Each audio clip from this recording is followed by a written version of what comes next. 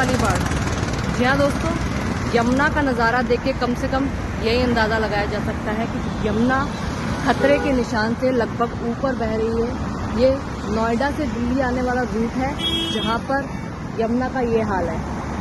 पिछली कुछ वीडियो में मैंने आपको बताया था कि पंजाब, हिमाचल और हरियाणा में बाढ़ का सितम जो लोगों ने देखा, उसके बाद राजधानी दिल्ली में भी बाढ़ जैसे हालात देखने को मिल रहे थे। और यही मंजर है, यही आलम है कि अब राजधानी दिल्ली में भी यमुना खतरे के निशान से ऊपर बह रही है। और आप खुद ही अंदाज़ा लगा सकते हैं ये हाल। फिलहाल नोएडा से दिल्ली आने वाली जो रूट है वहाँ पर यमुना का किस तरह हालात है।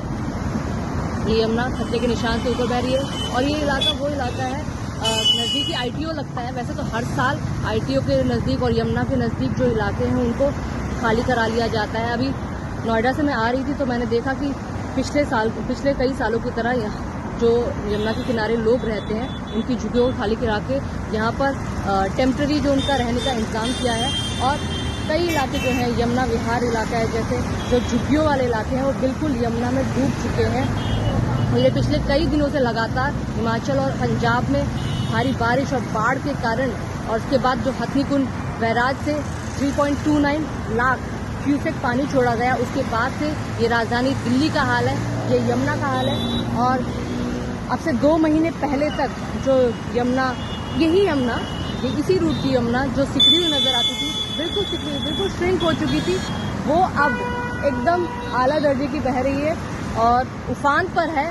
बिल्कुल सैलाबी सितम राजधानी दिल्ली में भी है। आप लोगों ने कई विजुअल्स भी देखे होंगे गुड़गांव के, जिसे हम साइबर सिटी कहते हैं।